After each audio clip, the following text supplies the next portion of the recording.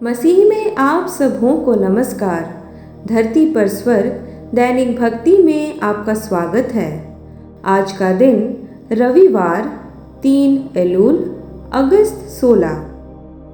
वह आपका हृदय चाहते हैं। नीति वचन अध्याय 23 वचन 26। हे मेरे पुत्र, अपना मन मेरी ओर लगा और तेरी दृष्टि मेरे चाल चलन पर लगी रहे। लोग एक जैसे ही होते हैं, चाहे उनकी स्थिति कैसी भी हो। कहने का तात्पर्य यह है कि उदाहरण के लिए गरीब और अमीर बिल्कुल एक जैसे हैं, सिवाय इसके कि उनके हृदयों में एक परिवर्तन होता है। यदि कोई व्यक्ति गरीब और दुष्ट है तो अमीर बनने पर भी वह अलग नहीं होगा। गरीब होने पर उसके पास अपने दिल की दुष्टता को पूरा करने के लिए साधन नहीं होता है। इसलिए जब वह अमीर बनता है तो वह अपने संसाधनों से अपने दिल की दुष्टता को अंजाम देने में सक्षम होता है।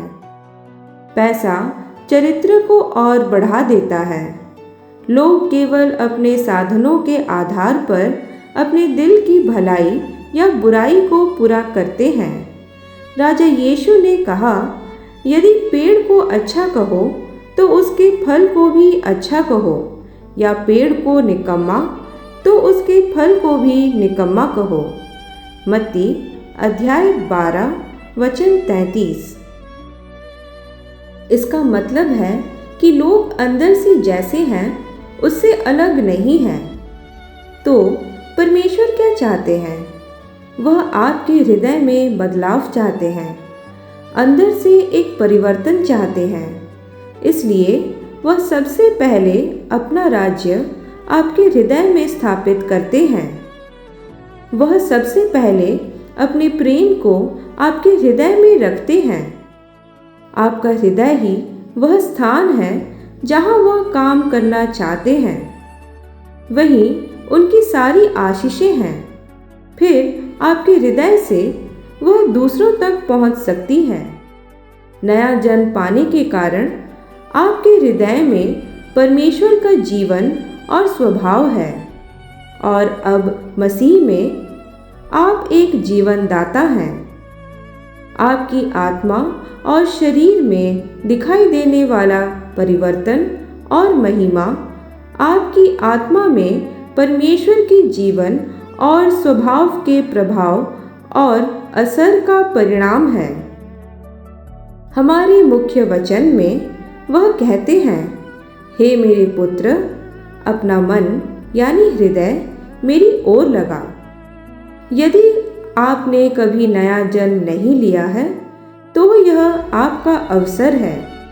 उन्हें अपना हृदय दें। मेरे साथ यह उद्धार की प्रार्थना अपनी दिल की गहराई से बोलें। हे प्रभु परमेश्वर, मैं जीवित परमेश्वर के पुत्र यीशु मसीह पर अपने पूरे हृदय से विश्वास करता हूँ। मैं विश्वास करता हूँ कि वह मेरे लिए मरे और परमेश्वर ने उन्हें मरे हुओं में से जिलाया। मैं विश्वास करता हूँ कि वह आज भी जीवित हैं।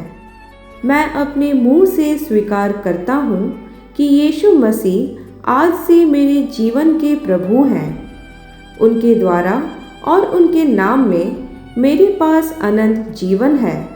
मेरा नया जन्म हुआ है। मेरी प्राण को बचाने के लिए प्रभु धन्यवाद। मैं अब परमेश्वर की संतान हूँ। हालेलुया। अब इस भविष्यवाणी की घोषणा को मेरे पीछे दोहराएं। अब्बा, मेरे हृदय में अपना राज्य स्थापित करने के लिए आपका धन्यवाद। अपने हृदय से मैं सुसमाचार और हमारे राज्य जीवन की वास्तविकताओं की कल्पना करता हूँ और उन्हें ग्रहण करता हूँ। मैं दुनिया भर के उद्धार न पाए हुए लोगों के लिए प्रार्थना करता हूँ कि उनके हृदय सुसमाचार को प्राप्त करने के लिए खुलें और वे उद्धार पाएं। राजा यीशु के नाम में उद्धार की आपकी सामर्थ्य अभी भी उनके दिलों को ढांप ले। आमीन। आगे के अध्ययन के लिए आप पढ़ सकते हैं लूका अध्याय 6 वचन 45, इब्रानियों अध्याय 10 वचन 22। यदि आप 365 दिवसीय बाइबल पठन चुनौती में भाग ले रहे हैं तो आज के लिए आपका पाठ है यहोशू अध्याय 14 से लेकर 16। प्रिय संत, आप महिमामय प्रकाश में चमकने के लिए बनाए गए थे। अपने जीवन से परमेश्वर की महिमा को प्रज्वलित होने दें और परमेश्वर के संग एक बेहतरीन जीवन के निर्माण करने की प्रक्रिया का आनंद उठाएं। आज राजा यीशु के नाम में आप पर बोले गए भविष्यवाणी की बातें आपको हिम्मत दें और मजबूत करते रहे। आमीन। कल तक के लिए हिया बांधे रहें। Shalom shalom.